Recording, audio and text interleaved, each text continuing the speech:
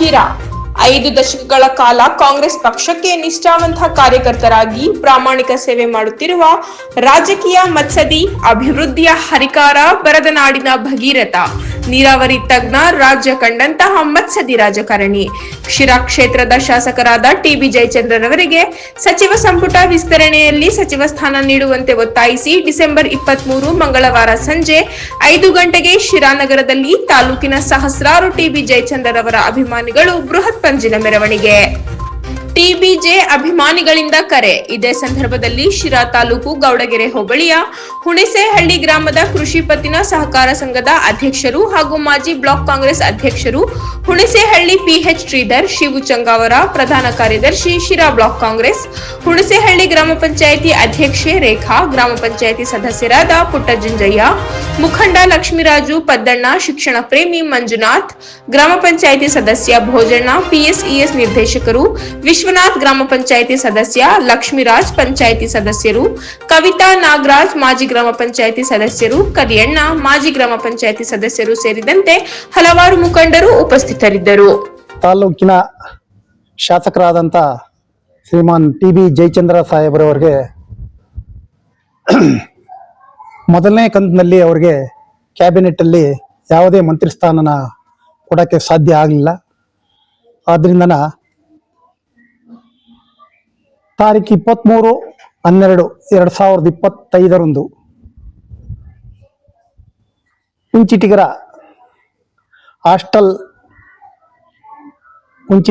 ಹಾಸ್ಟೆಲ್ನ ಒಂದು ಸಂಯೋಜನೆಯೊಂದಿಗೆ ನಮ್ಮ ಕ್ಷೇತ್ರದ ಎಲ್ಲ ಜನರು ಸೇರಿ ಜಾತ್ಯತೀತವಾಗಿ, ಪಕ್ಷಾತೀತವಾಗಿ ಎಲ್ಲರೂ ಸೇರ್ಕೊಂಡು ಜಯಚಂದ್ರ ಅವರಿಗೆ ಈ ಬಾರಿ ಆದರೂ ಒಂದು ಮಂತ್ರಿ ಸ್ಥಾನವನ್ನ ಕೊಡಬೇಕು ಅನ್ನೋದು ಎಲ್ಲ ಜನತೆಯ ಅಭಿಲಾಷೆ ಆಗಿದೆ. ಆದ್ರಿಂದ ತಾರೀಕು 23/12/25 ಸಾಯಂಕಾಲ 5 ಗಂಟೆಗೆ ಶಿರಾ ನಗರದಲ್ಲಿ ಪಂಜಿನ ಮೆರವಣಿಗೆಯನ್ನ ಏರ್ಪಡಿಸಲಾಗಿದೆ. ಆದ್ರಿಂದ ಈ ಸಂದರ್ಭದಲ್ಲಿ ನಾವು ಜಯಚಂದ್ರ ಅವ್ರಿಗೆ ಯಾಕೆ ಮಂತ್ರಿ ಸ್ಥಾನನ ಕೊಡಬೇಕು ಅಂತಂತಂದ್ರೆ, ನಮ್ಮ ತಾಲೂಕು ಬರಡು ಭೂಮಿ. ಅವರು ನಮ್ಮ ಕ್ಷೇತ್ರಕ್ಕೆ ಬರೋದಕ್ಕಿಂತ ಮುಂಚೆ ನಮ್ಮ ತಾಲೂಕು ಒಂದು ಬರಡು ಭೂಮಿಯಾಗಿತ್ತು. ಅವರು ಶಿರಾ ತಾಲೂಕಿಗೆ MLA ಆದಮೇಲೆ ಹೇಮಾವತಿ ನೀರನ್ನ ಹರಿಸಿ ಕಳ್ಳಂಬಳ್ಳೆ ಕೆರೆ ತುಂಬಿಸಿದ್ದಾರೆ, ಮತ್ತೆ ಶಿರಾ ಕೆರೆಗೆ ತುಂಬಿಸಿದ್ದಾರೆ, ಮತ್ತೆ ಮೊದಲೂರು ಕೆರೆಯನ್ನು ಸಹ ತುಂಬಿಸಿ ಸುಮಾರು ಹುಲಿಕುಂಟೆ ಹೋಬಳಿ ಹಾಗೂ ಕಸ್ಬಾ ಹೋಬಳಿಯ ಸುಮಾರು ಗ್ರಾಮಗಳಿಗೆ ಹಾಗೂ ಮಡಕಶಿರಾ ತಾಲೂಕಿನ ಕೆಲವು ಗ್ರಾಮಗಳಿಗೆ ಹಾಗೂ ಪಾವಗಡ ತಾಲೂಕಿನ ಕೆಲವು ಗ್ರಾಮಗಳಿಗೆ ಅಂತರ್ಜಲ ಮಟ್ಟ ಹೆಚ್ಚಾಗೋ ರೀತಿಯಲ್ಲಿ ಅವರು ಮೊದಲೂರು ಕೆರೆಗೆ ನೀರು ಕೊಟ್ಟಿರೋದ್ರಿಂದ ಅದು ಸಾಧ್ಯವಾಗಿದೆ. ಆದ್ರಿಂದ ಇವತ್ತು ಆ ನೀರೇನಾದರೂ ಬರದೇ ಇದ್ದಿದ್ರೆ ಖಂಡಿತವಾಗೂ ಜನ ಕುಡಿಯಕ್ಕೂ ಸಹ ನೀರು ಪರದಾಡಬೇಕಾಯಿತು, ಹಾಗೂ ಪಶು ಪಕ್ಷಿಗಳಿಗೂ ಸಹ, ಪ್ರಾಣಿಗಳಿಗೂ ಸಹ ನೀರು ಕುಡಿಯಕ್ಕೆ ಇರಲಿಲ್ಲ, ಅಂತ ಪರಿಸ್ಥಿತಿ ಬಂದೋಗೋದು. ಆದ್ರಿಂದ ಅವರು ನೀರಾವರಿಯ ಬಗ್ಗೆ ಬಹಳ ದೂರಾಲೋಚನೆ ಮಾಡಿ ನಮ್ಮ ಶಿರಾ ತಾಲೂಕಿಗೆ ಹೇಮಾವತಿ ನೀರನ್ನು ತಂದಿದ್ದಾರೆ. ಹಾಗೂ ಅದರ ಜೊತೆಗೆ ಅಪ್ಪರ್ ಭದ್ರಾ ಆಗಲಿ, ಎತ್ತಿನಹೊಳೆ ಆಗಲಿ, ಈ ಎಲ್ಲ ಪ್ರಾಜೆಕ್ಟ್ಗಳಿಗೆ ಮುಖ್ಯ ರೂವಾರಿಯಾಗಿ ಅವರು ಕೆಲಸ ಮಾಡಿದ್ದಾರೆ. ಹಾಗೂ ಅಪ್ಪರ್ ಭದ್ರಾ, ಹೇಮಾವತಿ ಹಾಗೂ ಎತ್ತಿನಹೊಳೆ ನೀರನ್ನ ನಮ್ಮ ತಾಲೂಕಿಗೆ ತರಕ್ಕೆ ಶತಪ್ರಯತ್ನ ಮಾಡಿ ಅದನ್ನೆಲ್ಲ ಹೋರಾಡಿ ಒಂದು ಘಟ್ಟವನ್ನು ತಲುಪಿಸಿದ್ದಾರೆ. ಆದ್ರಿಂದ ಅವ್ರಿಗೆ ನಾವು ಈಗ ಮಂತ್ರಿಗಿರಿ ಕೊಡೋದ್ರಿಂದ ಅವ್ರಿಗೆ ಹೆಚ್ಚಿನ ಶಕ್ತಿ ಬರುತ್ತೆ, ಹಾಗೂ ಅವ್ರಿಗೆ ಕೆಲಸ ಮಾಡೋಕ್ಕೆ ಒಂದು ಹುಮ್ಮಸ್ಸು ಬರುತ್ತೆ, ಹಾಗೂ ತುಂಬ ಅನುಭವಿ, ತುಂಬ ದೂರದೃಷ್ಟಿ ಉಳ್ಳಂಥ ರಾಜಕಾರಣಿ. ಆದ್ರಿಂದ ಹಿಂದೆ ಸಿದ್ದರಾಮಯ್ಯರ ಮುಖ್ಯಮಂತ್ರಿ ಆಗಿದ್ದಾಗ ಅವರು ಕಾನೂನು ಸಚಿವರಾಗಿ ತುಂಬ ಒಳ್ಳೆಯ ಹೆಸರನ್ನ ತಗೊಂಡಿದ್ರು.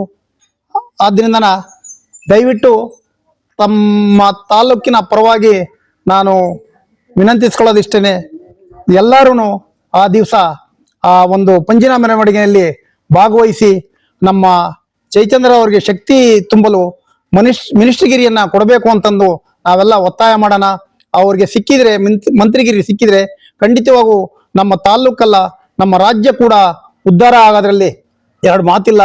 ಅವರು ಅಂಥ ಕೆಲಸಗಾರರು, ದೂರದೃಷ್ಟಿ ಉಳ್ಳವರು, ಹಾಗೂ ಅವರಿಗೆ ನೀರಾವರಿ ಅಂತಂದ್ರೆ ತುಂಬಾ ಆಸಕ್ತಿ ಇರೋದ್ರಿಂದನ ಹೆಚ್ಚಿನ ನಮ್ಮ ತಾಲೂಕಿಗೆ ನೀರಿನ ಸವಲತ್ತು ಮಾಡಿಕೊಡಕ್ಕೆ ಒಂದು ಶಕ್ತಿ ಬರುತ್ತೆ ಅಂತಂದ ಈ ಸಂದರ್ಭದಲ್ಲಿ ಹೇಳ್ತಾನ ನಮ್ಮ ಎಲ್ಲಾ ತಾಲೂಕಿನ ಜನರು ಮತ್ತೊಮ್ಮೆ ಜಾತ್ಯತೀತವಾಗಿ ಪಕ್ಷಾತೀತವಾಗಿ ಆ ದಿನ ಆ ಒಂದು ಪಂಜಿನ ಮೆರವಣಿಗೆಯಲ್ಲಿ ಸಾಯಂಕಾಲ 5 ಗಂಟೆಗೆ ಭಾಗವಹಿಸಿ ಅವರಿಗೆ ಒಂದು ಶಕ್ತಿ ತುಂಬಬೇಕು ಅಂತಂದು ನಾನು ಈ ಸಂದರ್ಭದಲ್ಲಿ ನಾನು ಕಳಕಳಿಯಿಂದ ಬೇಡ್ಕೊಡ್ತೇನೆ. ಎಲ್ರಿಗೂ ನಮಸ್ಕಾರ. ಶಿರಾ ತಾಲೂಕಿನ ಕುಂಚಿಟಿಗರ ಸಂಘ ಹಾಗೂ ಜಾತ್ಯತೀತ ಹಾಗೂ ಪಕ್ಷಾತೀತವಾಗಿ ಸಹಯೋಗದಲ್ಲಿ ಒಂದು ಪಂಜಿನ ಪ್ರತಿಭಟನಾ ಮೆರವಣಿಗೆಯನ್ನು ದಿನಾಂಕ 23/12/2025 ಮಂಗಳವಾರದಂದು ಒಂದು ನಮ್ಮ ಈ ಬರದ ನಾಡಿನ ಭಗೀರಥ ಶ್ರೀಯುತ TB ಜಯಚಂದ್ರ ಸಾಹೇಬರಿಗೆ ಒಂದು ಸಚಿವ ಸ್ಥಾನ ನೀಡುವಂತೆ ಒತ್ತಾಯಿಸಿ ಅವತ್ತು ಪಂಜಿನ ಮೆರವಣಿಗೆ ಇರುತ್ತೆ. ಹಾಗಾಗಿ ಈ ತಾಲೂಕಿನ ಜನತೆ ಯಥೇಚ್ಛಾಗಿ ಪಕ್ಷಾತೀತ ಹಾಗೂ ಜಾತ್ಯತೀತವಾಗಿ ಎಲ್ಲರೂ ಭಾಗವಹಿಸಿ ಈ ಪಂಜಿನ ಮೆರವಣಿಗೆಯನ್ನು ಯಶಸ್ವಿ ಮಾಡಿಕೊಡ್ಬೇಕಾಗಿ ಮೊದಲು ಮನವಿ ಮಾಡ್ತೀನಿ. ಜಯಚಂದ್ರ ಸಾಹೇಬರಿಗೆ ಯಾಕೆ ಮಿನಿಸ್ಟ್ರಿಗಿರಿ ಕೊಡ್ಬೇಕು ಅಂದ್ರೆ ಸರಿಸುಮಾರು 1978ರಲ್ಲಿ ಮೊದಲನೇ ಸಲ ಅವ್ರು MLA ಆಗ್ತಾರೆ. ಇವತ್ತು ಸತತ 50 ವರ್ಷಗಳ ಕಾಲ ಒಂದೇ ಪಕ್ಷದಲ್ಲಿ, ಅದು ಯಾವುದೇ ಪಕ್ಷ ಬದಲಾವಣೆ ಮಾಡ್ದಂಗೆ ಒಂದೇ ಪಕ್ಷದಲ್ಲಿ 50 ವರ್ಷ ನಮ್ಮ ಕಾಂಗ್ರೆಸ್ ಪಕ್ಷಕ್ಕಾಗಿ ಅವರು ದುಡಿದಿರ್ತಾರೆ.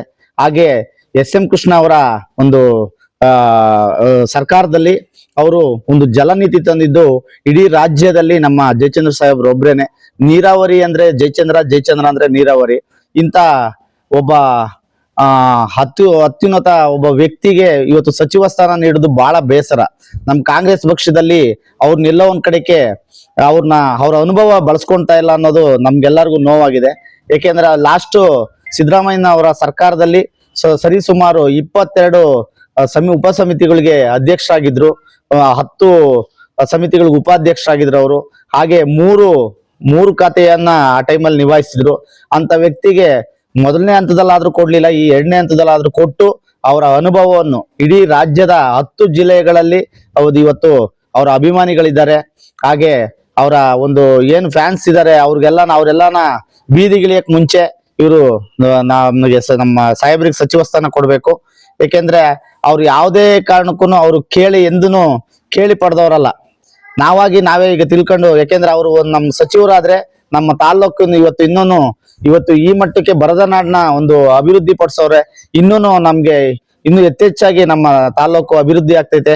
ಅವರು ಯಾವುದೇ ಜಾತಿ ಇಲ್ಲ, ಅವ್ರಿಗೆ ಇದಿಲ್ಲ, ಆತರ ಮನುಷ್ಯ ಬಹಳ ಸಜ್ಜನ ರಾಜಕಾರಣಿ. ಹಾಗಾಗಿ ಅವ್ರಿಗೆ ಸಚಿವ ಸ್ಥಾನ ನೀಡುವಂತೆ ಇವತ್ತು ಜಾತ್ಯತೀತ ಪಕ್ಷಾತೀತವಾಗಿ ಎಲ್ಲರೂ ಭಾಗವಹಿಸಿ ಈ ಪಂಜಿನ ಮೆರವಣಿಗೆಯನ್ನು ಯಶಸ್ವಿಗೊಳಿಸಬೇಕಾಗಿ ತಮ್ಮ ಮೂಲಕ ಎಲ್ಲಾ ಬಾಂಧವರಿಗೆ, ರೈತ ಬಾಂಧವರಿಗೆ, ಎಲ್ಲಾ ಮಹಿಳಾ ಮಣಿಗಳಿಗೆ, ಎಲ್ಲಾ ಸಮುದಾಯದ ಮುಖಂಡರಿಗೂ ಮನವಿ ಮಾಡ್ತೀನಿ. ದಯವಿಟ್ಟು ಇದ್ರಲ್ಲಿ ಭಾಗವಹಿಸಿ ಇದನ್ನು ಯಶಸ್ವಿ ಮಾಡಿಸಿ ನಮ್ಮ ಸಾಹೇಬರು ಮಂತ್ರಿ ಆಗ್ಲಿ ಎಂದು ದೇವರಲ್ಲಿ ಬೇಡ್ಕೊಂತೀನಿ.